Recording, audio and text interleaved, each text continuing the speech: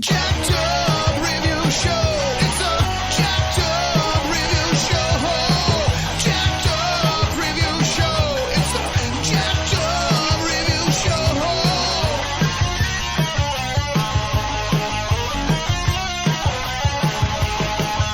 Join us as we cover many an insane movie and numerous cult TV phenomenons. Are you ready to get jacked up? Are you with us? Then listen on. Listener discretion is advised. It's a Jacked Up Review Show. It's a Jacked Up Review Show. Jacked Up Review Show.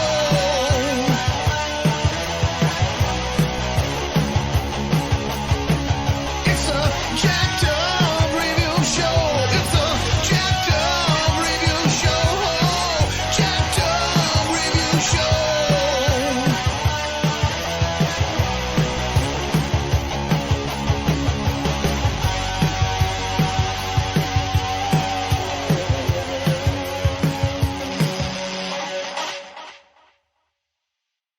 Okay, dokie. Now, Steve Sullivan, no relation. Author, editor, and pop culture fanatic. Yeah. A little bit of art, a little bit of singing, a little bit of whatever will pay the bills. Plus lots of writing. Lots and lots Lots of of writing. Hey, gotta write your heart away. It's good stuff. Yep. Well, you don't, I think I'm over 80 books if you count anthologies and collections now. So, and that doesn't count the game stuff. So you got to kind of keep at it to get those kind of numbers. Absolutely. Yeah, at this point, I mean, more or less, I gotta say, I mean, it's been great doing this for a while, and it altogether is just great to be able to just talk about various topics through this podcast. And but I mean, more or less, yes, when you're writing blogs and or just even when you have a time commitment or got to help someone like with their own ebook, it really does kind of put in perspective how you talk, how you just altogether just want to form your whole viewpoint in some kind of coherent fashion. Yeah, it helps. And I've done a lot of podcasts now and again. Now and Oh, again, here and there. Get a couple of catchphrases on a couple of places like the B Movie Cast. I'm known as the Hi Mary guy. That was a fun one. Yeah, Heard parts of it. Monster Kid Radio. I'm the Classic 5 guy. So. The Classic 5. Not to be confused with Johnny 5. Nope. So, John will probably join us later, but we're just mainly just kind of we're just doing a whole music week. And it's like, let's talk about the top songs of the 70s. And yeah, when I was looking at your list, I was kind of impressed with the breadth of stuff that you guys cover. And yeah, we had so many demands for. I mean, we were gonna do music one way or the other, but I was like, yeah, we've been dragging ass. Let's get to it. And then it got to it's like, yeah, we did say we were gonna talk about food, so let's rate those damn restaurants. And so I just gave the whole schedule for this and next year all just in advance. I was like, no more waiting. Everyone's wondering. Don't keep them happy. right. So 70s is like. Yep. So the 70s that's the time I grew up in. So these are all songs that are from my life, and as a result, you may get stuff from me that you've never even heard of. Oh well. Or that you don't hear often. There are going to be some stuff that people go, oh yeah, I know that one. But there's, I put together kind of a list of 15 or so. It depends on what good parents they have. I had some good ones. Well, yeah, that's true too. It's like my kids are pretty knowledgeable about this kind of stuff. Dude, too. I was in the 2010s, and I was hearing people say they just now heard of Van Halen and Led Zeppelin. I was like, in back in my mind, I never talked to anyone. I was like, fuck you guys. How did you just now? I mean, Jesus. I mean, I hear it on the radio all the time, and my dad was a music expert, and I I listened to plenty of other stuff that was playing on iTunes when it was first a thing that, wasn't getting radio play for more than like 2 weeks. And it's like, yeah, I mean, I understood how the radio, companies were kind of bidded upon by the record companies, and they determined what did and didn't get played often, and unless it was after 2 a.m. But it's like, for the most part, I mean, any songs that you may have heard, it's all whatever anyone's agenda is. And with these bands, I mean, a lot of them are way more referenced than anyone even realizes, and it still just kind of saddens me when I'm like, you seriously just now heard that because it played in like some Tarantino movie or Avengers? Come on, Right. dude. Yeah. This That's song's always been around that's for- always amusing when Tarantino picks up something by Dick Dale or something, and people are like, "Wow, this is really cool." And they're like, "Yeah, it was cool in the '60s." Yeah, it was beach surfing music for a reason. I mean, the Beach Boys weren't the only beach music. You do know that.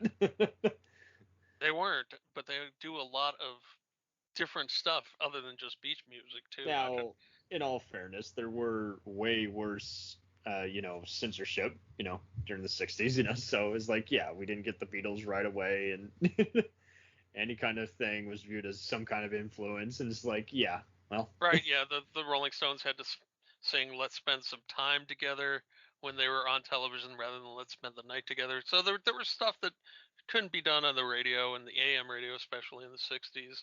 The '70s, the FM radio tended to loosen up a lot more, Right. and you tended to get a much broader scope of songs. In fact, the progressive radio in the '70s was, well, easily the equal of progressive radio today, which is kind of hard to find. It's hard to find Yeah. radio stations that play a mix of genres and time periods The nowadays. KXT, KERA stations are really good at getting a lot of beloved stuff from most eras, as well as just up and coming independent stuff. But yeah, I mean, honestly, Right, XRT out of Chicago plays a really good deep mix. At least they did before they got their transmission power cut or something. So they're really hard to get now. And I'm one of Oh, those dear. people. I'm one of these people that I don't like streaming radio stations over my computer. I like to actually have a radio or Yeah. a disc player or something that has speakers that are not right next to my head when I Mhm. can. So I'll listen to podcasts on the computer, obviously, but when I'm listening to music when I'm writing, it's the 3-disc changer that's over on the other side of the room with the big speakers. Nice. So, and unfortunately, I live in southeastern Wisconsin, which is about an hour and a half from downtown Chicago, and WXRT, the station I was talking about, used to come in kind of marginally where I live, but you could hear it in the car really well. But why did car radios get better reception than the radios in your house? What's up with that? I think it's because you're just moving around, I guess, and Yeah, maybe it's you the can- big metal body around the car or something. I don't know, Yeah. but anyway, at yeah, some going point, through the trees or something. I don't know. yeah. In any case, about 3 years ago now, for some reason, I think XRT's power went down, or they changed the way they were sending the bandwidth out, and I just don't hear it anymore unless I drive half an hour south, I can get it again. But sadly, not so much at my house, which deprives me of their breadth of music. So there's my grumpy old man saying, the progressive stations today, they're not so progressive anymore. Oh man. Oh. So I bet you there will be something on my list that you have never heard. Maybe a lot of somethings. Maybe just a few. We'll see. Let's see. No, I I mean, got Starship Trooper by Yes. Oh, cool. That's a great one. I love that. And yes. There'll be no more mutant enemies. Yeah, no, I love Yes. First I knew concert there were ever. going to be things that I forgot to put on my list, and my Oh, wife yeah. was like, I was like, thank God we're out of the '60s, so I didn't have to really consider any of the Beatles stuff. And my wife's like, oh, you didn't put on McCartney, or I was like, oh man, no, I didn't put on any. None of the Beatles are on my list. But if I made this list of, it was, I started shooting for 10, and then I got to 12, and eventually I got to 15. I don't know if we'll do them all today, but I had to limit myself to one song per artist, because otherwise there are artists that I would just completely fill my list. So the Beach Boys. I'm huge into the Beach Boys. I have been since I was a little kid. So I could have completely filled a list of 15 songs from the 70s that I love with Beach Boys songs, or with Bruce Springsteen songs, or Elvis Costello songs, or there's probably a couple of others. All but those, relevant. those are the ones that spring into mind right off. So I was like, I can't do that. I have to limit myself. I can only have one song from each group. Though I did a little bit of a cheat, and I've got a Dennis Wilson song in there from his solo album. But we can get to that. Where do you want to start? Do you have any order to yours? We can. It doesn't have to be in any particular order, because I mean, some of these songs, were singles before they became part of a big, record. You just can kind of go through any kind of artist that just really that perfectly sums up the 70s for you in music.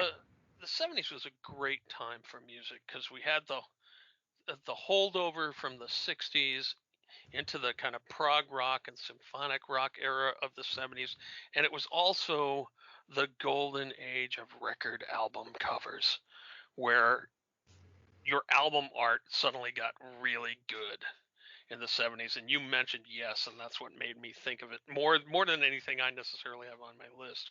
But those Yes album covers, they're just fabulous.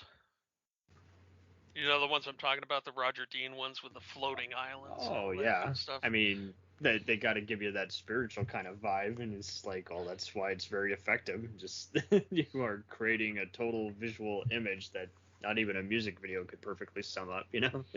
Right. Yeah. Especially not in the day. In the day it would have required massive special effects. Oh that, yeah. You didn't have, and they hadn't. The music video as a form hadn't even really been invented in the 70s yet. You had some groups kind of doing it. The Beatles clearly were doing it. I mean, Hard Day's Night is kind of like the prototype for all music videos to come, right? So there were some, but mostly, you heard the music. You maybe got some concert footage, but you didn't get the kind of the videos that you got in the 80s when they were still trying to figure out how to even properly film concerts too. Right. Yes. Yeah, and even sound. Recording concerts. Some of the concert recordings from the era are not so swift. Yeah, you have to just be a fan and just be like, hey, I'm not a purist. I'm not about having this be theatrical looking. It's just gonna have to be what it is. Right. Yeah. Exactly. And it was what it was, and it was cool. I mean, we enjoyed it. I had some concert records. The Beach Boys concert album I played to pieces live in London. In fact, I played the Live in London album. I played it so much that in the 80s, I think it was, when they re-released that album onto CD, I discovered a flaw in it where there was a skip in their master track. Because I knew the album so well, I was like, wait a minute, there are 2 words that dropped out there.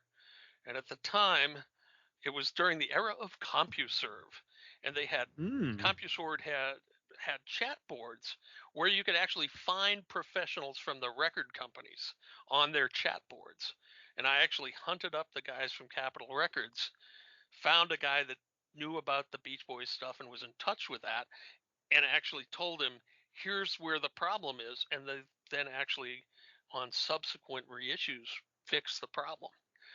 So there are definitely concerts you could listen to a lot. I mean, Frampton Comes Alive, for that matter, which is not on my list either. But there's some great concert stuff out there, despite the fact, as you said, they're still kind of figuring out how to best record and present concerts.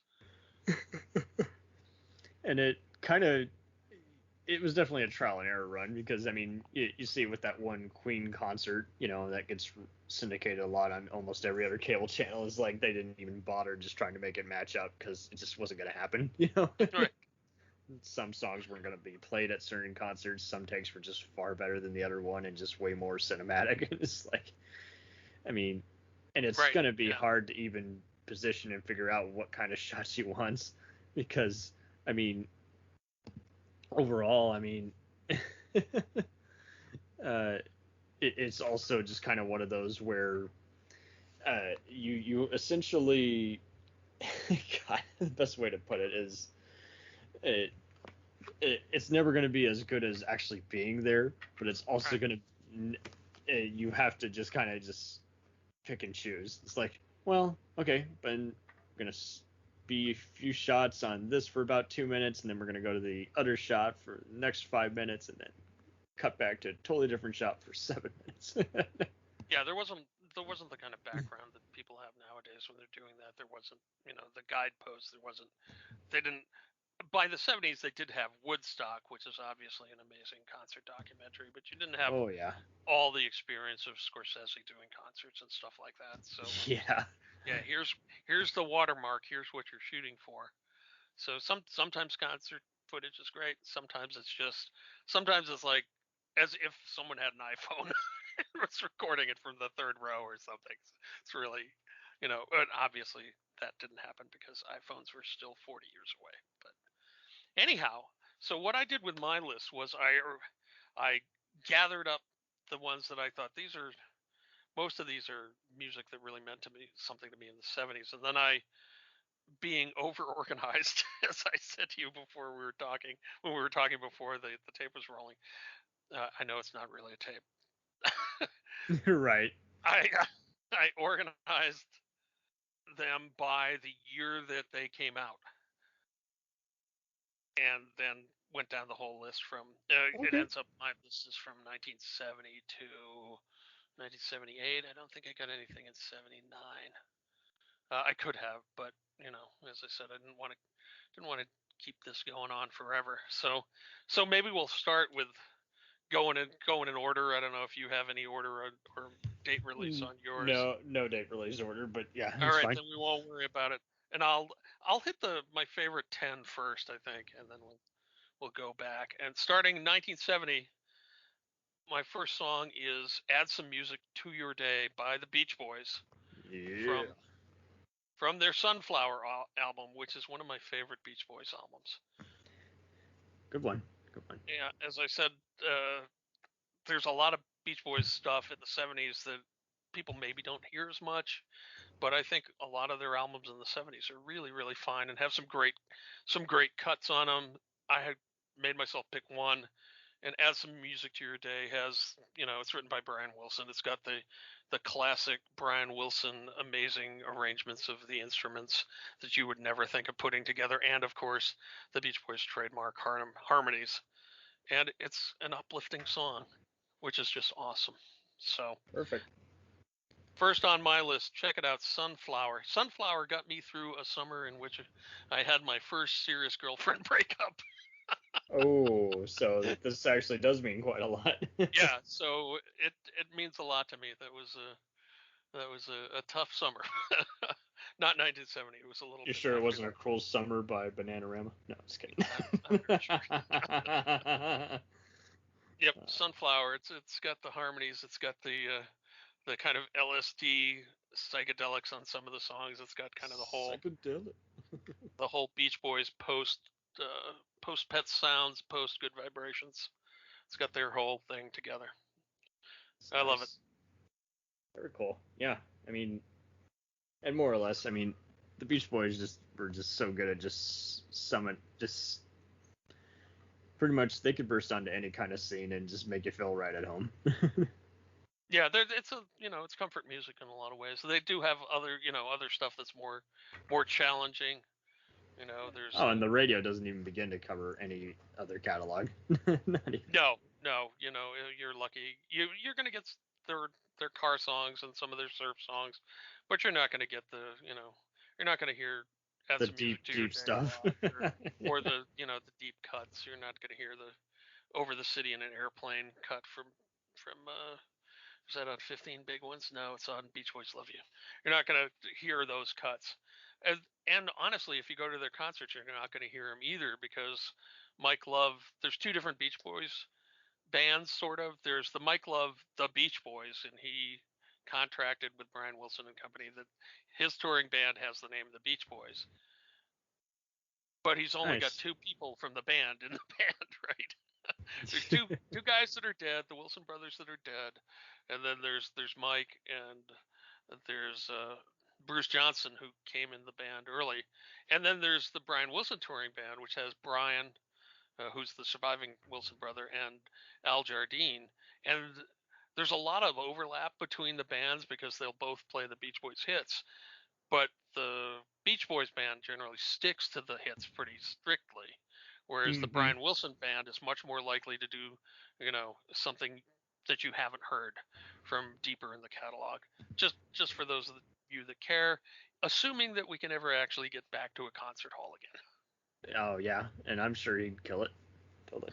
So you mentioned Yes. What's next on your list, or what else is on your list? Why, yes, I'm gonna go with, this is too easy. I mean, don't get me wrong, Bad Company's got plenty of epics, but I'm gonna go with a simple, easy one that is just always a great tune that just gets me in the mood, and that is the song of the, which is the same name as the band. I was gonna say, is it Bad Company? Right. And I mean, more or less, I mean, the song just really just is a very gentle kind of vibe before it gets kind of intense, and I think it's just a beautifully stated set of lyrics. Yeah, no, it's a fun song. It's a fun rocker, and I enjoyed it. When it came out. You'll notice that my leanings tend to be kind of less toward the hard rock and more toward the prog rock. During progressive that rock era. is all good. Yeah, I mean, right. So we're gonna get, as I said before, we'll get some strange things on it. So, but the next one I have on my list of the 10 that I wanted to do for sure is Pink Moon by Nick Drake, and that's from 1972. And this is the only one I think in my top 10, as it were, that I didn't actually hear during the 70s. But I love this song and this album so much that I just had to have it on the list. I don't know if you know the Pink Moon song. It came to my attention. I know I've definitely heard it, but I didn't know the artist. It came to my attention and the attention of a lot of people because it was in a car commercial. I think it was a Volkswagen commercial or something, and they were driving late at night, and this song was playing in the background, and Nick Drake was one of these virtuoso guitar players who would open tune his guitar, and that means he wouldn't tune it the way you normally do. He'd invent some strange tuning so that he could play these amazing things on it. And it's a beautiful, haunting song, and it's from his last album, which was Pink Moon, and sadly he overdosed or committed suicide. No one's entirely sure. This is the case with most of these guys. You don't know the exact specification. Right, yeah. He had suffered from depression and stuff, though, so it's really like many of these people that we lost in the late 60s and early 70s. It's just a huge loss to music that he went out when and where he did. But we've got a number of good albums from him, and the Pink Moon album it's him and the guitar. There's a little extra instrumentation here and there, but mostly it's just his plaintive, haunting voice. And he inspired many people, from Amy Mann and Beck to REM and The Cure. And do you consider this his most personal material, since it's kind of his final year? Yeah, I totally do. It's definitely the least produced of his material, and that I think allows the kind of his soul to show through in it. I highly recommend the album. It's awesome. And this suddenly reminded me that there's another thing I forgot to put on my list, which is Pink Floyd, Dark Side of the Moon. How could I not think of that? But I didn't. Oh, and maybe that's actually from the 60s. I'd have to look it up. There were a couple of things that I thought, that should go on my list. And then it doesn't help how half the time is like you would look up, you'd play the song and then you realize, oh, that's right, the radio, bastardizes it by combining two songs together, so you always thought it was that one song. I'm gonna go with I really am showing what my fandom, Reeling in the Years by Steely Dan. Just always that's a great song. They don't think as highly about it, but I think it's a wonderful escapade. I think it's a perfect way to just illustrate just the cheer and getting used to the just that and just looking back at all the years you've come so far. Yeah, no, it's a great song. It's very singable. They didn't make my list, but they could have made my list. I really liked a lot of their albums. I'm particularly fond of the Royal Scam, which is kind of an interesting dark album. I like that a lot. Reeling in the Years is a wonderful song by them. That's Absolutely. really cool. Yeah. So I looked up Dark Side of the Moon very quickly, and it did come out in 1973. So put it on her. We'll have that as an addenda, Dark Side of the Moon. And I think my favorite cut on Dark Side of the Moon is probably the last one on the album, which is called Dark Side of the Moon, or what is the cut called? You know, if you've listened to Dark Side of the Moon, and many of us have many times. I have definitely. Yeah. You know that it all kind of runs together. That's my favorite is Brain Damage and Eclipse, which are the last two songs, which basically run together into one. So nice. Didn't make my official list, but how could I not have thought of it when I was talking about Pink Moon? Anyway, my next official one that you just said, Steely Dan. I'm gonna twist your knickers here and say Steel Eye Span, not to be confused with Steely Dan. Ooh. Have you ever heard of these people? I have not. Steel Eye Span is a British folk rock band, and their lead singer was named Matty Pryor, and they would take traditional British folk tunes and rock the hell out of them. So if you've ever heard Jethro Tull's songs from the Wood album, or a lot of Jethro Tull kind of material, it's kind of sounds like that with 3 and 4 part harmonies. My favorite of theirs is called All Around My Hat, and it's from an album called All Around My Hat in 1975. And it's if you like harmony, and you'll discover as we go through these, I love harmony. Oh yeah. That's quite all right. Harmony. Their harmonies are astonishing, like the Beach Boys. So there you go. All Around My Hat by Steel Eye Span. Steel Eye is one word, and span is like the span of a bridge. And I remember at the time it was like, Steely Dan? They were like, no, Steel Eye Span. It was like, could these two groups have picked more confusing sounding names for each other? Exactly it. I recommend checking it out. They're All Around My Hat and their Rocket Cottage albums have some just amazing stuff on them. I'm definitely going to have to seek them out. Welcome aboard, John. Welcome to the show. Alrighty, so I'm gonna let you bomb the conversation with songs that sum up the 70s for you. Yeah, you just missed my can I stump everyone here by mentioning a group no one knows but me with Steel Eye Span. Have you heard of Steel Eye Span, John? I have not, actually. Awesome. You can go back and listen to the recording and hear All Around My Hat. Open up the hat, you might get a rabbit. There you go. What you got for us? Well, for me, I'm kind of obvious with some choices, since I did grow up with a lot of bands thanks to my dad with the 70s and all. And the one I've always gone back to, particularly this one album, and the one that I usually go back to is Back in the Saddle with Aerosmith. Woo! I mean, that whole Rocks album, I think, is just perfection. There's not one song, at least in my opinion, that is not worth listening to. And I usually go back every other month to listen to that. Awesome. And now, what cuts, aside from the title cut, which I know, what cuts are on that album? Or what cuts speak to you from that album?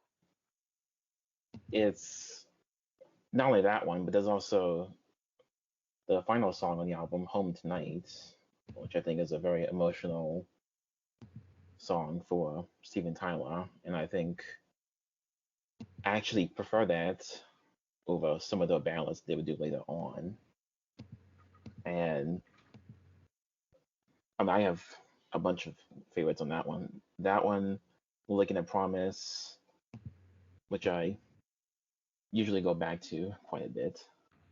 There's also Nobody's Fault, which, if you don't know, is what influenced James Hetfield to play the guitar. And Okay. I mean, there's a bunch I can name. Not only just the hits, because I usually like to listen to the songs that are not just the hits, the deep tracks, what we like to call them. Yep. And those are the ones that usually speak to me the most. Not only from that album, but also if I talk about the other albums, I'll be here all day, so I'm not gonna kind of go crazy. So I'm just that much of a fan of those 70s era. Going crazy. I need to Yeah. pick up some Aerosmith's albums because I have a greatest hits, but I have a confession to make, and that is I'm from the Boston area, and Aerosmith was played so relentlessly I'm sure. on the air that I got completely sick of them when I was a teenager for a while. There was, I am not making this up, there was a channel in Boston, a radio station in Boston that played Dream On Oh, yeah. continually for Too much. 24 hours. The song would end and they started it again and they just kept playing it 24 damn. hours. And that's too much. And I love that song, but I do too. it's like, come on, guys. That's just ridiculous. It's like, okay, I don't need to hear any more Aerosmith again. But it's a great Nope. song and they're a great band. So cool. Yeah. And there's another band I'll mention. There's another one I grew up on, thanks to my dad, because he played this album quite a bit, and I've grown to appreciate it over all these years. And it's Boston. Yeah, okay. Yeah. Hey, I think I got And- him on my list. Do you have More Than a Feeling? I mean, that's obvious, but I actually go to Foreplay/Long Time. That's the one I usually always listen to the most from them. I mean, I go to that one, Rock and Roll Band. Nice. I mean, there's Peace of Mind, another one. The I always first go to- Boston album is so good. It really is.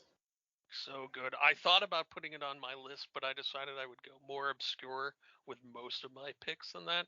Again, being from Boston, we heard Boston a lot. Oh, I'm sure.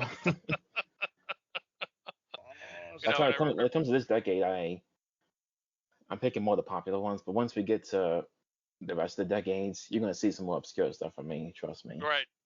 Well, one of the But- reasons I wanted to do this, and you weren't here at the beginning, so you don't know, is that these were my teenage years in the 70s. So this Oh, was, okay. I was born in 59, so 1970 I was 11. So, 70 to 79 is me growing up. So I've kind of concentrated on kind of the more obscure stuff that got me through the days generally in the 70s. Although there was the Pink Moon that I actually discovered much later and I just love so much. So cool. Yeah, you by all means go for the chart toppers. Some of mine are chart toppers too. And the next one I have on my top 10 list is a really obvious chart topper, and it's Bohemian Rhapsody by Queen Oh, of course. from Yes. 1975. Mm. And I remember, Racing it. everyone knows that now. And at the time, I remember going over to my friend Jim's house with a couple of other friends, and he had the album, and the album, the original album had a kind of a disclaimer on it that said no synthesizers, and we were like, cool. And we played the album, and we're just like, oh my god, it's an amazing album, which is Night at the Opera. Mhm. And every song on it is pretty much a gem, and Bohemian Rhapsody is right near the end, and it's just it's the climax of the album, and everyone knows it and everyone sings it, and it's awesome, and they named a movie after it and all this kind of stuff. So And seeing all that passion just erupt, and when you're just hearing it is just all the more rewarding. Yeah, and Oh yeah. it's amazing. If you're not familiar with the album, it also has a really cool science fiction song called 39 Yep. that I remember that that is one. and I just love that song to pieces. It's amazing. That it's Brian May's science fiction. It's a little science fiction song. Queen had a lot of great stuff in the 70s, and it's hard to pick, but how can you not go with Bohemian Rhapsody? I don't know. Is there someone who just wants to make the case that I didn't like that song at the time? Is like, all right, boomer. Right. Well, I remember when when Wayne's World came out, there was I don't know if you guys remember Tipper Gore and her, I think it was PMRC. There was some acronym for it, but it was like the people that were trying to get warning labels on records, and standing against them were like Frank Zappa and like two other people. Oh, I bet. I'm not And- surprised. And Tipper Gore was a sweet lady and whatever, I mean, she was well intentioned and not completely crazy like a lot of censorship people are, but she had a moment after the movie came out where she said, "Oh, it was so nice to see them in the movie singing opera," and we're all like, "What is she talking about?" And then it's like, "Oh, it's the moment where they're singing Bohemian Rhapsody." The song censor thinks it's opera. Okay. Wow. That's how old she is. Yeah. Damn. All right, Sully, what you got next on your list? How many fans we got here of Jamie's Crying by Van Halen? So I gotta confession on that one. I don't love that song as much as a lot of people. I actually get prefer overplayed? well, that one, and I also prefer other songs on that album, not just that one. I guess it perfectly evoked their rebellious nature to me, so that's why I just. Oh yeah. What songs do you prefer on the album besides that one? Anything we might know? Well, I mean, there's Ain't Talking About Love. Oh I've well, always that's a gone good back one to- too. Yeah. It's obvious. Running with the Devil. This is gonna be weird. That I like this one. It's a very weird song called Ice Cream Man. The very acoustic bass. That's more about David Lee Roth singing. Cool, I Aw. don't know it. It's on the same album, and Ain't talking about love. then there's another one called On Fire, which I believe comes on after Jimmy's Crying. Not mistaken. It's been a while since I listened to that, but those are the ones I usually go back to each time. Okay, nice. Cool. Very cool. All right, I'm up to 1975 in my list now. And here's another, have you ever even heard of this group? Question. Okay. And the group is Renaissance, which is spelled like Renaissance, but since they're British, they say it Renaissance. Renaissance. Yeah. Renaissance. That's how they do it. And they had a hit called Carpet of the Sun, which I really, really like, but that's not the one I'm going with. The one I'm going with is from their album Shahirazad and Other Stories. It is the Song of Shahirazad. And this is from your deep symphonic rock era. And the Song of Shahirazad is one entire side of the album. It's close to 25 minutes long. And it combines like rock many and roll. 70s songs. Yes. I mean, it's literally 24 minutes and 38 seconds long or something like that. But it's brilliant. It's one of these songs that, if you grew up in the 70s like I did, you go over to your friend's house, you sit in the dark with the blacklight posters and stuff going, and you sit with your girlfriend and put on a long song and just veg out and probably not do too many drugs. You relax and you enjoy Enough this, to get by. But. this amazing kind of, it's symphonic rock. So what can you say about symphonic rock? It's like, if it's done Out really of this well, world, buddy. it's beautiful. And Renaissance is one of the top groups of this stuff, and their Shahirazad album side it's like a symphony. It has little other pieces in it, and then it has reprises, and then it builds to a huge climax at the end, and it's astonishing. And there's some good concert album recordings of it too.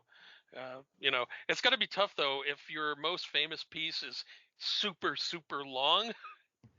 When you go to a concert, people are like, "Hey, play the 25-minute song."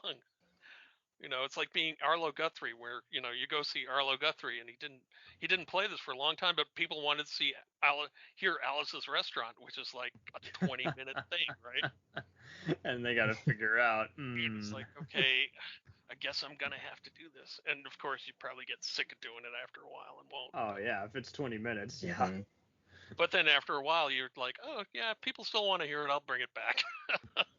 So, Song of Shahirazad, side 2 of Shahirazad and Other Stories from Renaissance, 1975. Again, these guys. If you like Tull, and you like ELO, you'll probably like these guys. I'm sold. ELO is God's. Alrighty, John, what do you got for us? I figured I'd go with, from my personal favorite AC/DC album, Highway to Hell. Perfect. I have to choose this because I actually listened to this album more than Back in Black, believe it or not. And Nice. the song I've always gone back to, which I also feel is one that you should play for Halloween, which is If You Want Blood, You've Got It. And I just always found it to be very interesting and creative, at least with them. Because people like to say they always have the same music they usually have for their albums, but I thought that one they managed to at least be more cohesive than usual until you get to stuff later on. You felt it was better organized than some Yeah. of their other stuff where they just gun it until they just can't play no more. Yeah. And that's usually what happens in the later stuff. And what's the title of that again? I don't know if I've heard it. In all fairness, they did have the jack. True. That was I'd probably was play like No Tomorrow. If You Want like Blood, I You've Got dying It. of That was the AIDS. song. Cool. What you That's- got for us, Sully? What do I got for you? The best shit on the planet. But no, seriously, I got you Tom Sawyer by Rush. Was that Right. 70s or 80s? I'm not sure. Totally 70s. Well, So yeah, it sounds like the 70s. it was the 70s. Yeah. It might have been Rush, the 70s. Rush was a band I kind of missed during the 70s and Blame didn't Canada. actually even get into them until there was a band documentary of theirs that came out, I don't know, maybe 10 years ago now. And it's weird, I was like out on the East Coast and we had different bands we were listening to than the people I know that grew up in the Midwest. But a couple of my Midwest friends were just completely into Rush. But Rush was like the band that broke all the boundaries for them and stuff. And I'd heard some of their cuts, but it was never that much to me. And so my friend Rob had a bunch of us over his house to watch this documentary on, I don't remember if it was HBO or something like that. We watched the documentary and I was like, wow, why did I never really pay much attention to any of these guys? Oh dear. Yeah, I mean, in all fairness, I mean, I think it didn't help that you had I guess, I don't know if it was just millennials probably know more just the guitar solo, but not necessarily, what band is doing it. And I think that might have played a little bit into it.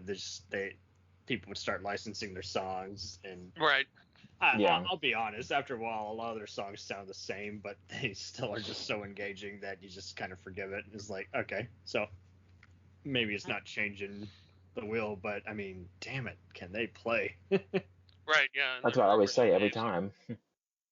So And they were great. it's- They were great to see live, also. I I can tell you have, that. I have no doubt. I'm sure they destroy anywhere they play. Yeah, Well, they their did. drummer just passed away, didn't he? Yep. Around earlier last year, he did. Yeah, he was like friends with one of my other writer friends who was really, I guess, pretty close to him. So it was like, well, damn it, Hmm. you know, the world needs a new greatest drummer now. This is Yeah, awesome. what are we gonna do? What are we gonna do? So after I watched the doc, I actually went out and I got a bunch of Rush albums on CD because I am still a CD guy. Our So house am I. is Oh, I am too. Oh boy, I I am too. Everyone's like, you'll never get anything better than a record. I'm like, yeah, well, when do you actually take it out nowadays? I'm Exactly. driving in my car all the time to work, and I like to play some music that is actually organized. But that I don't burn it anymore because my computer sucks. But I do every once in a while. I'll buy a movie soundtrack or something that's just rare platinum that Right, hard to find. our house is swamped with CDs and movies and books. So, and, you But just it might mean something someday. right. And just and it's scattered all over the house and it's semi-organized, and we can find stuff, but it keeps growing because we love having the physical copy. So And there is something to be said. You get just a wonderful material inside that is complimentary because it tells you how they recorded it and such. yeah, it's if they have liner notes, that's even better still. Liner notes are lyrics. It's funny. Mhm. You guys are obviously younger than me, but in the You couldn't tell? in the 70s, if you wanted to get the lyrics of a song, you either had to find the sheet music or you had to sit down with a record and transcribe it yourself. Uh-huh. Right? Mhm. And I I spent mean, hours. did they have sound recorders? Hours. You'd have to drop the needle on the record, write down a line, try to get another line, redrop the needle, and just keep going. It was, now you go lyrics, Rush song, and put in the song name, and suddenly they're there. So Mhm. the golden days of that were like, oh my God, they have album lyrics in the liner notes. Oh, thank you. And And of course, the booklets were 4 times the size that they can be now, so that was nice too. And I mean, they were some booklets. They just catches your eyes like, damn, whoever photographed this, you are awesome. Exactly. Well, the next one I've got is a really super obvious one. It's from 1975. No. And it's from Bruce Springsteen. And it's from the Born to Run album, and it is the title song, Born to Run. I've never actually run while jogging listening to music, but I would love to, and it could totally be to this song. Well, my suggestion is you drive to it. Oh, I'm sure I have. It is one of the most perfect driving songs ever invented, especially if you have a car that has a stick shift, so you can find places in the road to upshift and downshift, and then just throw it into overdrive when you get past that long pause near the end where he does the count of 1, 2, 3, 4. Highways jammed with broken heroes, and off you go. It's a perfect cut. Thunder Road from that album is also just freaking amazing. It's a great album. Oh yeah. So it had to be on my list. Bruce had to be on my list. And as I said at the top, I could have filled my list with just Bruce Springsteen. 10, 20 songs, 20 of my favorite songs from the 70s, they're all by Bruce Springsteen. Perfect. Kill it. All right, Johnny 85, what do you got for us? Well, there's another band that's not only did I grow up with, and I almost got a chance to see a few years ago when they came around here, but I never got that chance. And this is one of the albums that I usually go back to with them, which is Bad Company, Run with the Pack. And the song I usually gravitate the most for that one is Simple Man. There you go. Okay, we were just talking about them. That's a great single too, because I mean, it really does illustrate its title, but it also, how to say it? I mean, they are pretty deep when you really want to get into it. It's like these are Oh, some yeah. very relatable issues. They're not just talking about, who broke up with them. Who do you have sex with? All that. Right. How high you got on New Year's Eve, So, Bad Company, I mean, is like, yeah, I don't know anything about their real life, if they had a terrible upbringing or anything, but it definitely feels like they had some setbacks in life, and they decided, how about I Mhm. talk about this and not just be vague or something. Not only that, but Paul Rogers' voice. I've always loved listening to his voice every time. His voice is great. I mean, not just with this, but in his side project as well. It's a charismatic actor kind of voice, I know. And He so still sounds good even to this day. oh, okay. Nice. Cool. Yeah, this is making me wish I had more of these albums. I've got like a lot of these as, greatest hits kind of things and singles and stuff, but I don't always have the albums. Oh, yeah. So, Yeah, and yeah. the albums are often where you end up finding something you really, really love. Oh, That's yeah. not the thing that they play all the time on the radio. Just pull out the eBay app and go to town, because if you go to any of those record stores, you're just going to be like, there's no fucking way this is, $60. And it's like, Right. you can get this anywhere. It just got re-released on vinyl, so it should be discounted now, technically. It's like, Exactly. Right. Yeah, it's those kind of moments where I thank God that there is Amazon's, MP3 purchase thing, or yeah, iTunes Yeah. or whatever. It's like you need options. I was looking at soundtracks last night, and I'm writing a shark book, a book with killer sharks in it, and so I was like, I've got 2 Jaws soundtracks, and I thought I should get Jaws 2, and I looked at the CDs for Jaws 2 start at like $100. No. Oh my god. That is too Like, much. It's just 10 songs, man. Too Just much. 10 songs. God, no, I'm not gonna do that. But then Sorry, there's like, guys. There Or goes your it's entire $10. paycheck for last week. or it's $10 or $11 on iTunes. I'm like, I think I'm going with the iTunes for this. Yeah, I mean, if it's not gonna agree with your budget, and if it's gonna just make you just shake your head and just be like, wait, where's this coming from? I don't recall this even going in a magazine, Mhm. catalog for this much. Oh God, I miss magazine catalogs too. You very rarely see them passed out as much. I used to always get like a free one that would just like come in the mail, and just like, jeez, I did too. saving on paper. Yep. Yeah. I still get, there's I think oldies.com still sends out paper I catalogs. love oldies. So many discounts everywhere.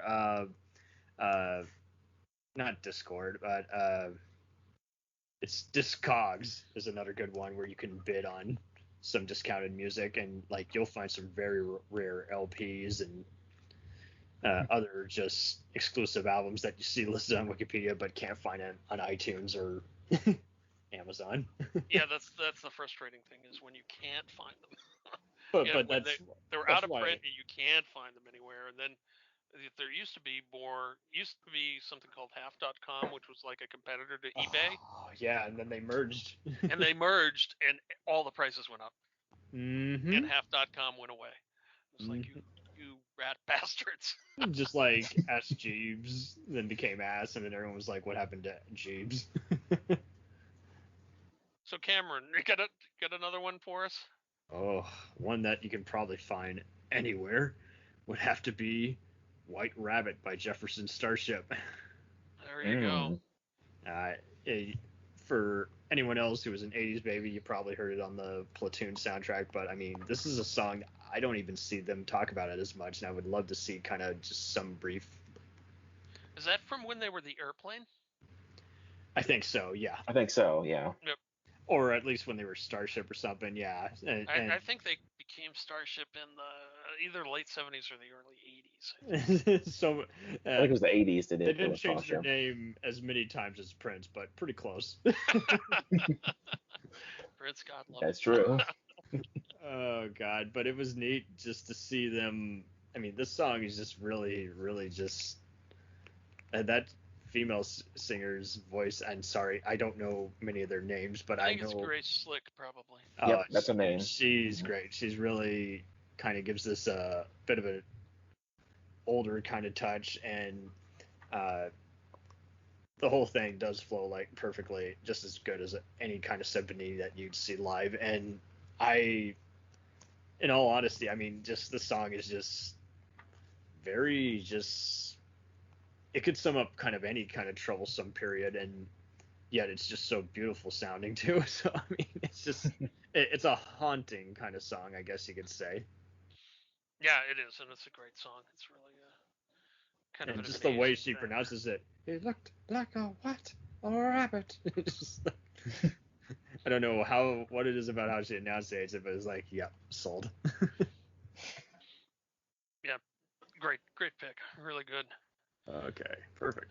So my next one is from 1976, and it's a group that I mentioned before, and you guys gave nice affirmations for it. The group is ELO. Oh, yes. The album is a New World record. ELO is another one of these bands. I could probably have picked 10. Wait, did New ELO World Pictures songs. have a record company? Just kidding. It's a New World record, not to be confused with. There's apparently another record called New World Record. This one has the A in front of it. So, and it's by ELO, and my song from that album is Do Ya, which is the Do You Want My Love song, and it's just Okay, kind of yeah, I know what you're talking about. Yeah. amazing, thrumming, kind of driving beat. And then at one point it's got like a strange little break where there's kind of a drum majorette solo for just a second before it builds, back up into its amazing kind of orgasmic. But I've never seen nothing like you. Bang.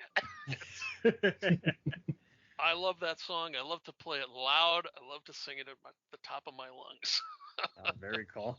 Thank you, ELO. And that's a great album, and in fact, they did an amazing number of great albums in the 70s. But Do Ya is my favorite.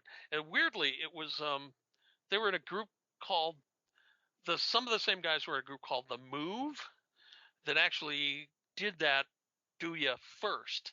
And it's similar, but it's not nearly as good. It's kind of interesting to hear the different cuts. I've got another cut coming up that's a remake or a cover version of something. Is it a cover version if it's your own song and you remake it? Or is it just a remake then? Anyway, Do Ya is a remake of the version from The Move. So I I highly seem to recommend. vaguely recall ELO even played on an episode of Live from Daryl's House. I think they did, yeah. Daryl Hall from Hall & Oates has this Oh, cool. syndicated web series. It was like a podcast, and they did, they had the visual thing, and it played on this one music station that later got bought and just became MTV Classic or Free or something like that. So yeah, it's a goodie. Cool. So Do You Want My Love? Do you want my Do you want my love, woman? It's an awesome song. Awesome He song. does like to address everyone by their gender. Man, woman, That's true. do ya, woman? Do you want my face? Yeah, there was an ELO song in an episode of Doctor Who, too. Not that long ago. Oh, I think it was. Really? Yeah, which one I was thought it? they It were might have chewing been. the budget for that. It might have been Mr. Blue Sky, actually, which is a great song Yes, too. it is. But So. man, that's nutty. All So right. what's happening? They played that in Guardians too. That's the one thing I did like Guardians too, was them playing that. I don't even remember that. I was too distracted by all the other random songs they were playing. That was the opening song right there. I'm not even kidding. Cool. Very cool. Okay. Well, Got more, John? Well, speaking of a soundtrack and soundtrack. I might as well just say my favorite Bond song of all time, which is "Live and Let Die." Yeah, we were talking Oh. about. We were going to talk about McCartney. We were talking about Beatles. So. I mean, I just have to. That's McCartney was the first guy I realized I left off my list that I never should have left off my list. It was a mistake. I mean, there's so many of his like a name right off the bat, but This summer, he actually makes the cut on Steve's list. I shouldn't have left him out the first time. What I love is John? that it's truly the first epic Bond song you heard from the movies. It's an amazing thing. It's better than the actual movie. Fuck. I like the movie. I still like the movie. It's awesome, but I mean that song. I mean that That could song's play in awesome. any fucking Bond movie, and you would. Oh yeah, Have you ever seen McCartney in concert, either of you? I have not. I've been lucky enough to see him twice, and Live and Let Die is always one of the high points of the show. Oh yeah, Because he that's what my always dad does said. it, and it's McCartney is pretty much always just about the songs and the singing, but Live and Let Die has stuff with it. I don't want to ruin it, so it'll surprise you. The first time I saw him, I've seen him twice, once in Chicago and once in Milwaukee. And the first time in Chicago, it was at Wrigley Field, and when what happens in Live and Let Die happens, we bomb. Suddenly, it was like my brain exploded. It was really, really cool. That was also a brain exploding night because there was a moment where he was talking about friends he'd lost, and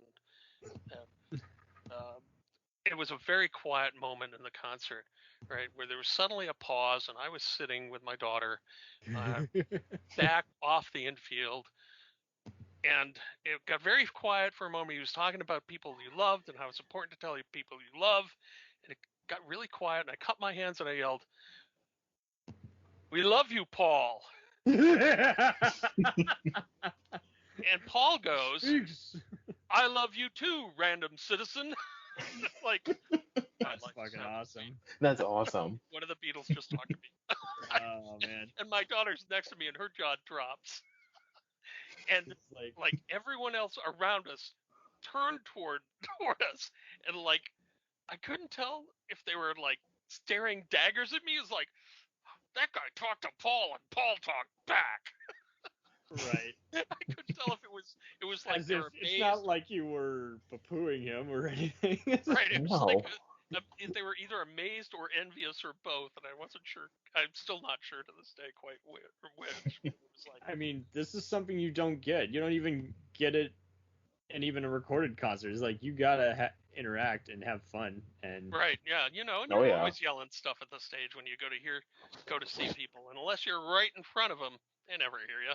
But we were up in the not in the bleachers, but we were up halfway up the seats away from the field, and that night, that day, that time, those perfect atmospheric conditions, I yelled, and he heard me clearly enough to respond. I was like, okay, cool. So how could I leave Paul off my list? So Live and Let Die is awesome. My favorite McCartney album from the 70s is actually Venus and Mars. Is one of Oh, those that's a good one. Yeah. albums I played again and again and again. And probably my favorite song on the album, because I'm a comics nerd too, is Magneto and Titanium Man. Oh yeah. Titanium Man. Which is just, it's That a sounds like wonderful- a would-be Giants song. But that's nice. Right, yeah, it is. It's like they might be giant song. It's just a very strange concept of the song, but anyway, it's great. Good choice from McCartney. Applause from me here on this end. Like I could choose a bunch of his, but I think I go with that one because it's just too many to name from him. He's actually my favorite. He's actually my favorite Beatle of all I've of only them. seen him So perform on like some of those talk shows, but I mean, even when he's even describing like how he conceived a song, I mean, you feel like you might as well have been in the studio just with him when he was conceiving it. oh yeah. It's just how good a storyteller he is. So If you get a chance to see McCartney, do whatever you have to do to go see McCartney, because he's you hear that, he's one John? of- Kill Oh, whoever. don't has worry. your ticket He's on and my take your list. seat. He's on my list. Trust You me. should also go see Ringo too, because Ringo is Ringo. Ringo assembles the most amazing bands around him. I've seen him twice with basically the same band, but people tell me it's kind of different a lot of the time. But it's honestly, when we saw Ringo the first time, it was like he had like the lead singer from Toto with him, and he had the guy that Yep. sang the lead singer of 10cc. It was like he had the lead singers and creators of all these other bands in his band. So it was like you went and saw Ringo, and it was like seeing concerts by 5 great bands or 6 great bands rather than just Ringo Starr, who's seeing any one of the Beatles is just like, oh. So I totally recommend see McCartney, see Ringo, do whatever you have to do to see these guys because they put on amazing shows. So before, John, kill whoever has tickets. Worry about Well, burying them later. I'll try. They are worth whatever money you have to spend to see them. Is the way I put it. And the day my daughter and I went to see McCartney in Chicago at Wrigley, we had to pay $50 for parking. And that was and they never put it on the site because they want you to spend that money. They don't want you right. And it was just we get there and we're like blocks and blocks away from Wrigley Field, and we finally find a place that says they have spaces, right? And we're like, awesome. And we're like, okay, how much is it? And they're like, it's $40 if we block you in, or $50 if you want to get out. Jesus. ransom. You didn't have to do this all in cash, did you? Of course you did. Of course you did. And I'd brought very little cash with me because, the tickets were enough. So, yeah. Anyway, it was, by the end of it, even if he hadn't spoken to me, it was totally, totally worth it. So, highly recommended. All right, where were we before we got McCartney sidetracked? I think we're back on. Any Creedence Clearwater Revival fans? Oh, God, yes. Let's go. Yeah. Let's go with Down on the Corner. Great. There you go. Great song, great band. And it is kind of wild how a lot of their songs are associated with Nam, even though they weren't really intending that. They were just kind of around that, when the war was finishing up. Yeah, there's some kind of sensibility that Fogerty had that really kind of fit in with the troops somehow. I'm not even sure I can it makes sense to me, but I'm not sure I can tell you exactly what it was. It ain't me. That's a different song. Slash is, Fortunate Son obviously is kind of about the Vietnam War and that kind of stuff too. So yeah, they're a great band. Mm-hmm. Great band. Although a lot of their stuff probably comes from the 60s too. They're a band I didn't think about because I always think of them as a 60s band. So, but certainly some of it was from the 70s too. Great work. Totally. And just on out, just like, a very involving, altogether band. And, if anything, I can't even picture either 60s or 70s without them. Right. They kind of are kind of a socially aware kind of band, regardless of how deep they actually want it to be. It's just kind of, if it doesn't illustrate how we were living in the 70s, it at least illustrates kind of just what everyone was going through, all the punk scene, the hippie scene. Yep. Yep. Yeah, no, they're a terrific band. A lot of really good music. They're one of those bands that when they come on the radio, I'm pretty much always happy to hear them. My wife was at a point at some point, I don't remember exactly when, where she was like tired of hearing them because they were being played constantly. But that's okay with me. You're like, hold my drink. Yeah, right, exactly. Watch it now. Well, you brought up the punks, so it's only fitting that my next one is from 1978, and it is. Is it English punk or is it American punk? It's English punk. Woo! And the English punker that I'm gonna tap for my first song from the punk rock new wave music is Elvis Costello. Yes. And Okay. it's from his album This Year's Model, which is an interesting choice in the sense that apparently the British and U.S. versions of this are different in their composition. I'm going with the U.S. version because I think it's better.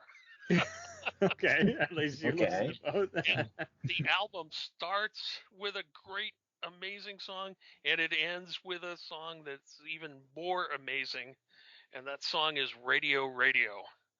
Okay. Oh, I know about that one. Yep. And that is famously Can or you do your infamously. best, Elvis Costello impression?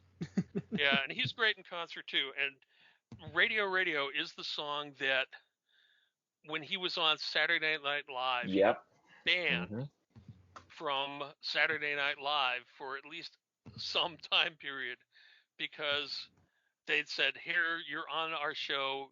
These are the two songs we're doing," and one of them was "Less Than Zero," I think, That's it. which he said is about a very British situation, and it was the second song of the two songs that you do on Saturday Night Live. He started to play that with the band, the Attractions, and hmm he got, I don't know, half a verse into it or something, Yep. and suddenly said, "Stop, stop, stop. There's just no reason to play this song here." And he turned back to the band and he said, Radio, 1, 2, 3. And then they did Radio, which is about, Nice. the music industry controlling you and crap like that. And it was one of those amazing live And performance that's the best part moments. about those kinds of songs. They always go over the executives' heads because they disguised it that way. It's like, yep, I won. Right. Didn't catch on. It didn't catch on. So fuck you. Right. That's actually how I heard exactly. that song because of that performance.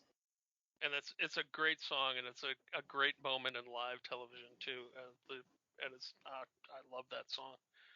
So, but you're just saying you have to kind of disguise your message. Reminded me of, this is, I think, from the '60s, not the '70s. Do you guys know the Peter, Paul and Mary song? I dig rock and roll music. I'm sure I've heard it, but It's a folk rocky song. It was very popular, but it's all the last line. It always cracks me up whenever I hear another radio. It says, "But if I really say it, the radio won't play it unless I lay it between the lines," right? So it's like at the end they're like, between the lines. "Here, listen to the rest of the song and figure out what we're saying because the radio people are too stupid." And that's kind of as Elvis Costello is, the radio is in the hands of such a lot of fools trying to anesthetize the way that you feel. Mm-hmm. So, radio, That's our radio. job. Stay out of it, buddy. Radio, 1978, this year's model, the U.S. version. Apparently was like a bonus on the British version or some stupid thing. It's the best Hey, last song. some of those UK soundtracks, they always have bonus tracks that are awesome. But And I could, again, I'll take Elvis your word Costello for is one of these guys that he started in like 1977, and I could have done 10 Elvis Costello songs as my top 10 songs for the 70s too. For sure. Okay, very nice. Well. Anyone else who has anything else? Did I run you guys out yet? I'll tell you what. I can mention one real here's quick.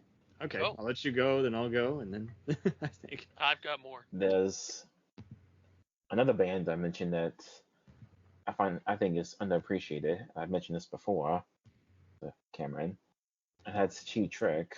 Mm-hmm. But the one I always go to is They were Dream big in Police. Japan. Yeah, they were big in Japan. But it's like here, it took them a while to finally get noticed. And I've always been partial to Dream Police from them.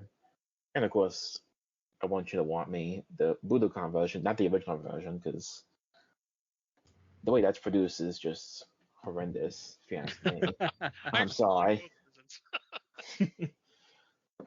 I tried listening to it, I just couldn't. And trust me, I tried. But Are you sure? Are you sure, John? It sounded like you tapped out earlier. That's great. It's a great So, song. Great group. So the song just overall just really speaks to you. It just sums it up. oh yeah, Right. Yep, great song. Neat.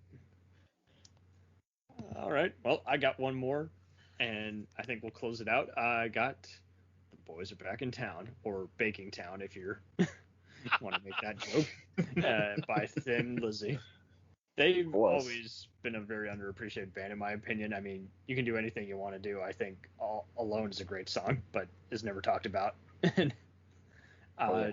Just, I mean, anytime this song, just, again, the way that all that bass, it's just perfectly delivered. And I mean, altogether, I think it's just, these guys are the kind of guys who just skip school and just say, fuck everything.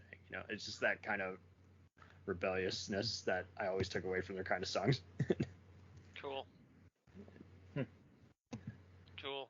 Boys, If you want to close out, I want to squeeze a couple more in if you've got just a moment. please. I'll just do them quickly. The last ones I want to mention are from 1977, the Clash's premiere album, Ooh. The Clash. The only band that matters, I Fought the Law. Their cover version of I Fought the Law is astonishing.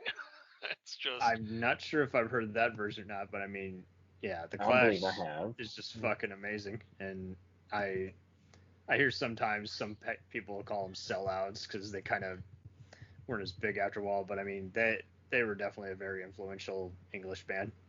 They were a band that liked their fans so much that they insisted their record company price the 3 album set at the same price as the 1 album set. Oh my god. So they weren't in it for the money, at least in those early days. Maybe later they became a little more into it. That they're an amazing band, and their version of I Fought the Law is hard driving and amazing. And I think I thought I heard a new version of that fairly recently, or a newer version that sounded much more like the Clash than the Bobby Fuller 5 or 4, or whoever did it originally. So, Johnny Cash. I don't know. Johnny Cash could do anything. Johnny Cash was a god. So I recommend I Fought the Law, and then since we're doing Bad Boys, I getting to the end of the alphabet anyway. It seems fitting to kind of close out with Warren Zevon from 1978 from his Excitable Boy album, which has Werewolves of London, which everyone loves, but I'm gonna go with his killer song, Lawyers, Guns, and Money, which is about completely appropriate in these days where, mercenaries are scattered across the world, and, you're sending troops in places and they're not getting the job done, so you got to send in the lawyers, guns, and money. Well, and that's what was great about these kinds of songs, is because they, instead of just being simply dramatic or funny or just cool, it's like to actually just illustrate just hypocrisies within any kind of part of society, legal or not. It just was always cool for them to see how they could take a big talking point and then just actually make it either entertaining or thoughtful. And I mean, the fun thing about Zevon is his are both funny and thoughtful too. It's the Lawyers, Guns, and Money has so many little clever lyrics and stuff in it.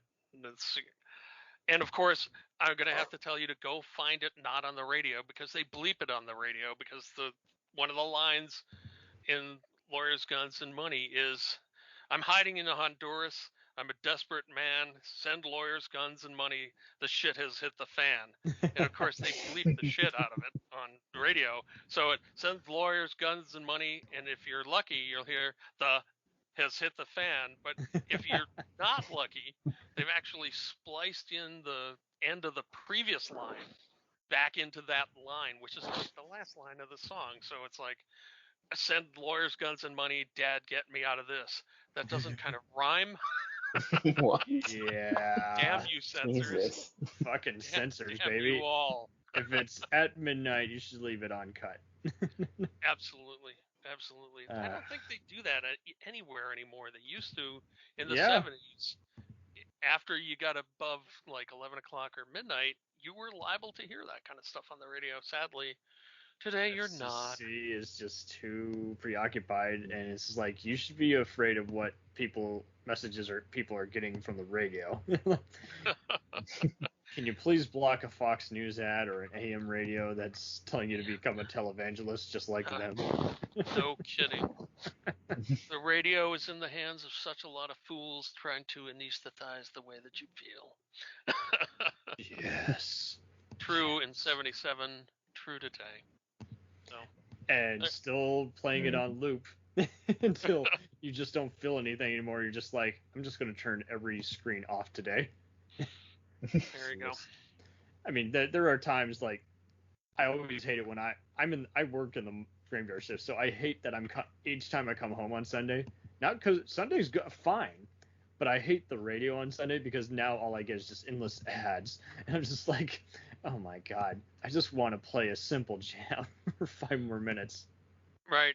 Yeah. Well, since we're talking about ads on the radio, what bugs me now is that so many of the radio stations are owned by the same hidden Uber network. iHeartRadio.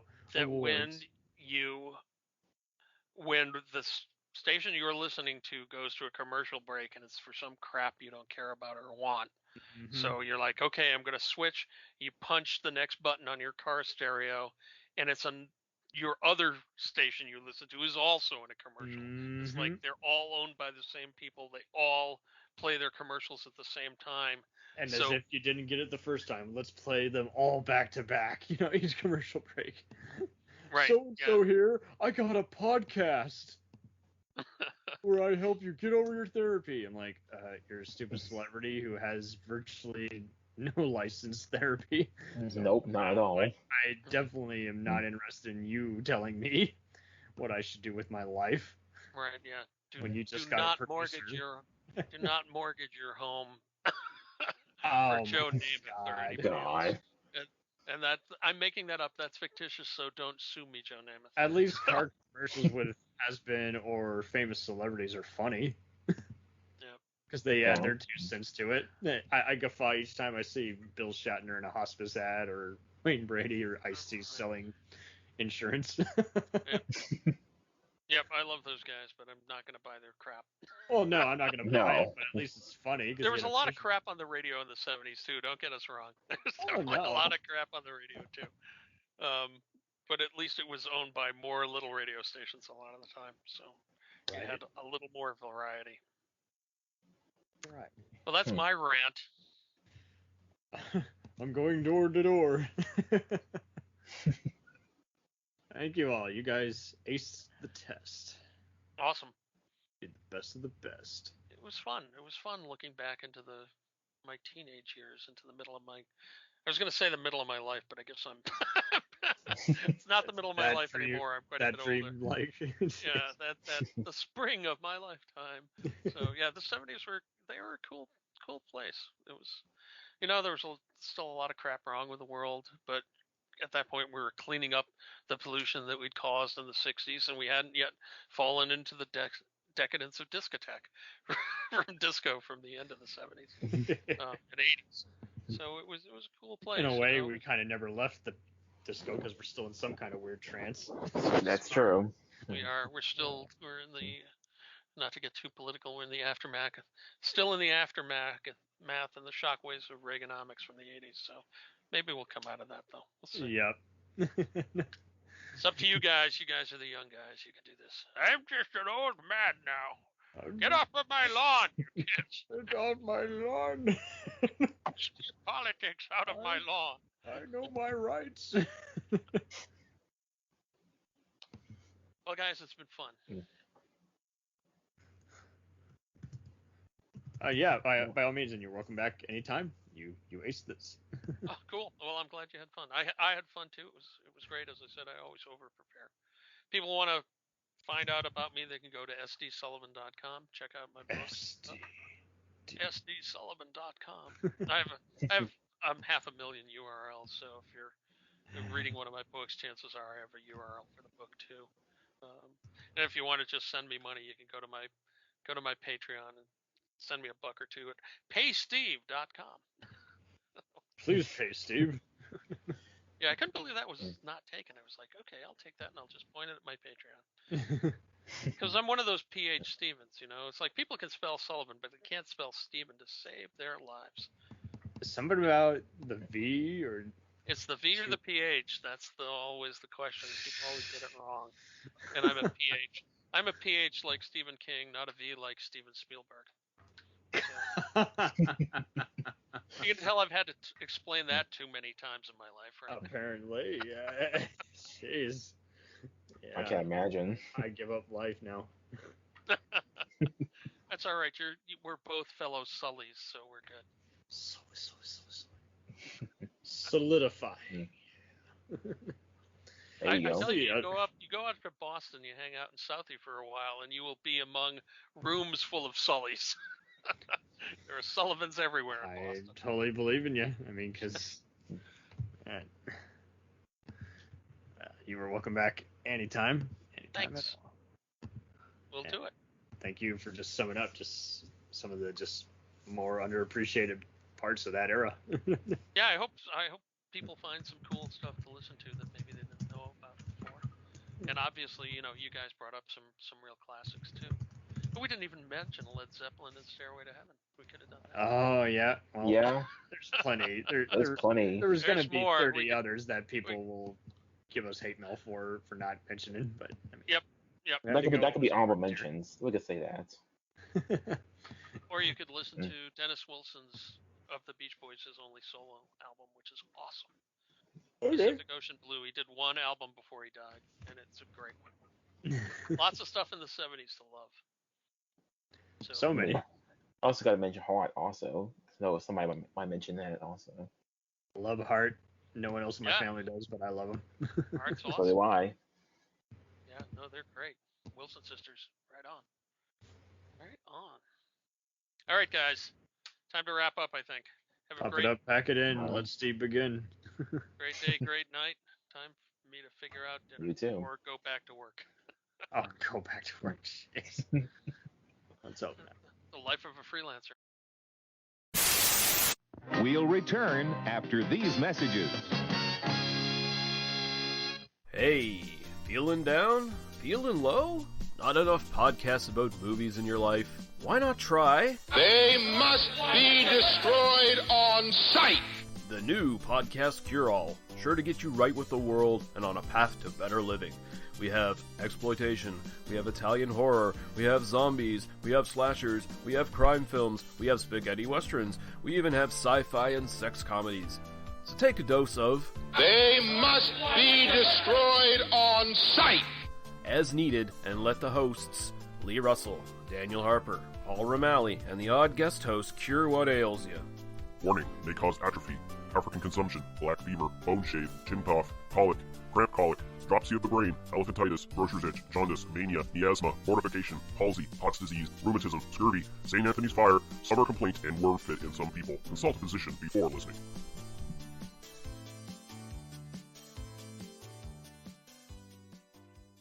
Hey, I heard you like movies. I heard you like to hustle. I heard you like podcasts. Well, guess what?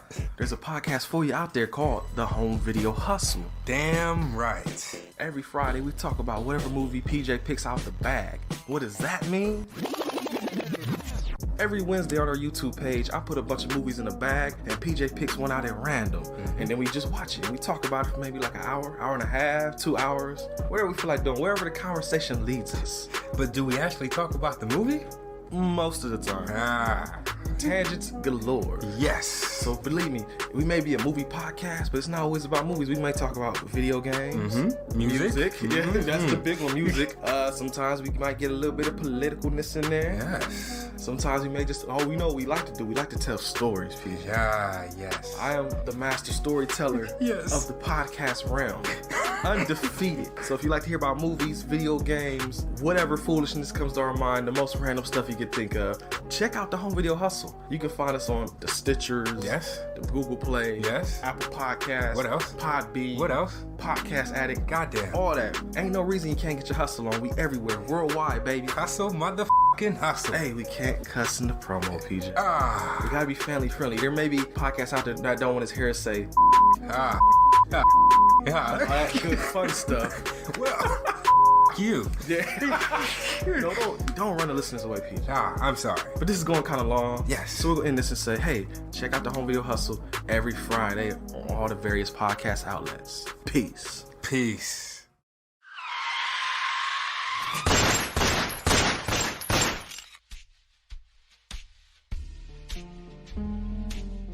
As far back as I can remember, I always wanted to be a gangster.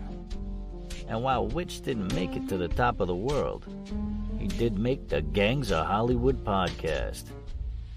So join the gang and enjoy a movie review podcast about movie gangs, gangsters, mobsters, and the mayhem they cause. You can find GOH Podcast on Facebook, Twitter, and Instagram at GOH Pod at www.gohpod.com, as well as your favorite podcast listening app. And remember, say hello to your little friend for me.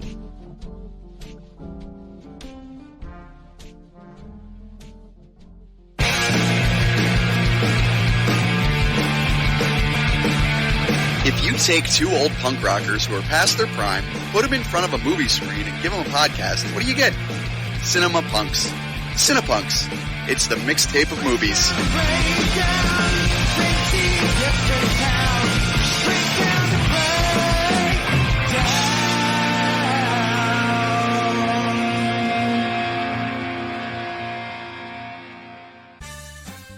Did you ever see a film at such a young age it left you traumatized with cinematic wounds?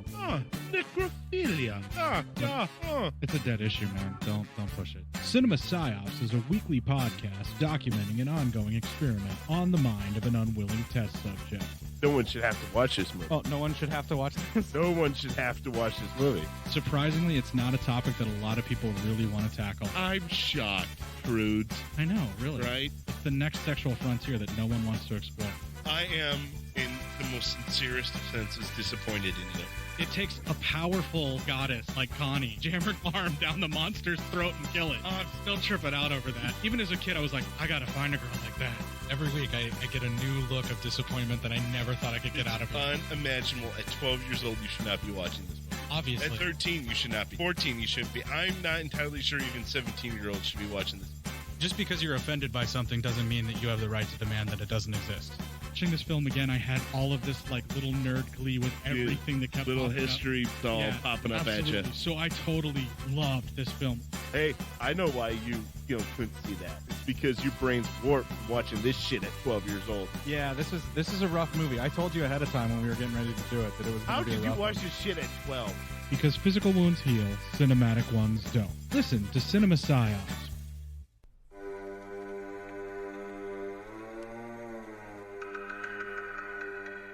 Hey everybody, I'm Corey. And I'm Zach, and we're the hosts of Podcasting After Dark, a cast dedicated to late-night horror and sci-fi of the 80s and 90s, often found on HBO and Cinemax. You know, the movies your parents didn't want you watching as a kid. You can find us every other week on Apple Podcasts, Spotify, Podbean, and Stitcher. This is what you want. This is what you get.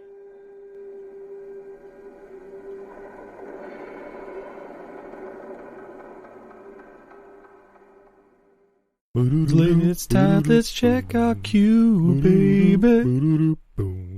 Pair it with a couple brews, baby.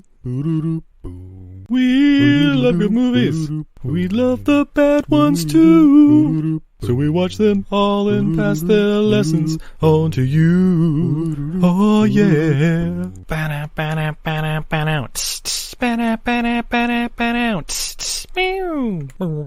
Everything I learned from movies helps to make life a little bit groovy. With a one-last plot holes of gratuitous movies. It's time to get busy with your friend Steve and Lizzy. At eilfm.podbean.com. Welcome to Who Was She podcast. I am your host, Tara Jabari. After a decade working in documentaries, marketing, and all things digital media, I found that podcasting is a strong medium to share stories. After years of producing for others, I decided to start my own biographical podcast. Who Was She will focus on the life of a woman throughout Baha'i history. The first season is about Lydia Zemenov. Lydia's story explores the subjects of the power of language and faith. Her father invented the universal language Esperanto, and she came from a Jewish family and became a Baha'i. She grew up during World War I and was killed during World War II in a concentration camp, despite heroic efforts to save her life. How can one person's life intersect with so many others, connect across borders, and inspire a biography which inspired this podcast? Over the next few weeks, I will share her story with you and the lives that were most affected by her and those who affected her life as well. They include her father, Lydia Zemenov, her spiritual mother, American journalist Martha Root, and the Baha'i German soldier Fritz Mako, who worked for the resistance undercover while having to serve the Nazi Party. I want to thank the author Wendy Heller and George Ronald Publishing for their blessing to let me use Heller's biography, Lydia, The Life of Lydia Zemenov, Daughter of Esperanto, as a main and instrumental resource for this podcast. So please subscribe and learn about this amazing woman who traveled through 3 continents in an effort to bring unity through the power of language. You can also find more information on our Instagram, Facebook, and Pinterest at Who Was She Podcast. Music was composed and performed by Sam Red. I am your host, Tara Jabari. Join us next time as we begin our journey about Lydia Zemenov.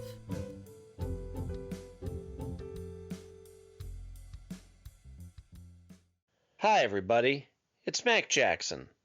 I wanted to invite you to a new site called the Forever Adventure Network.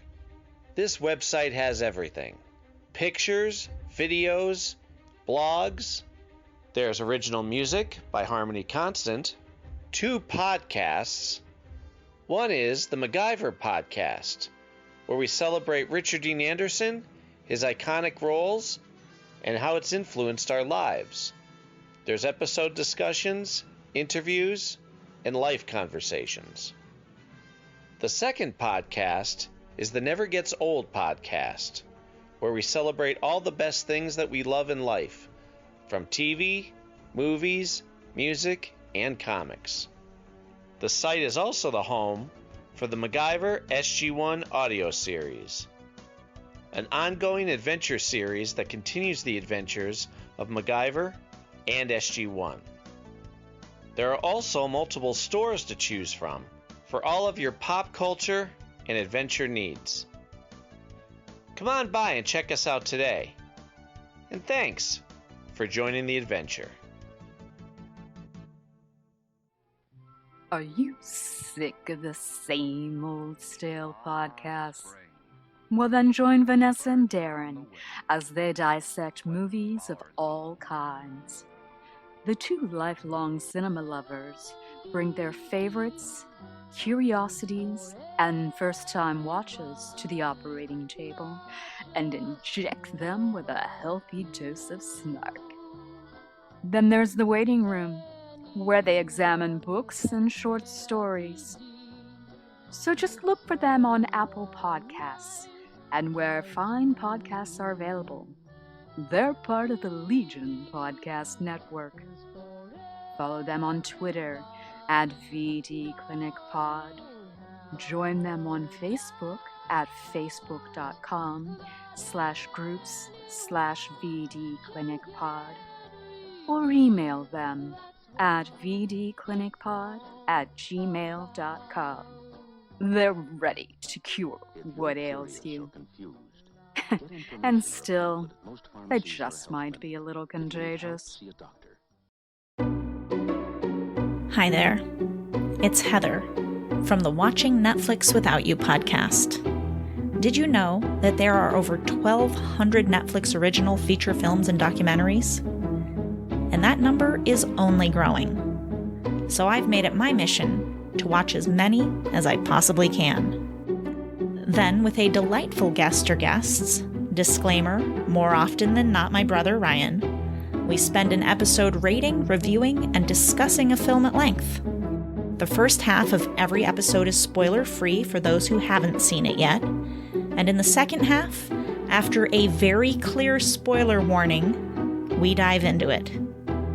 And that's really about it.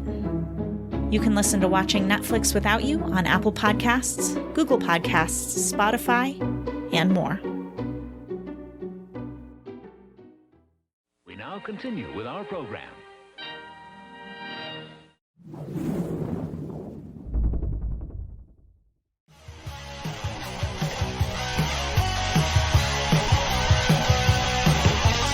us on the web on Facebook, Twitter, and Instagram.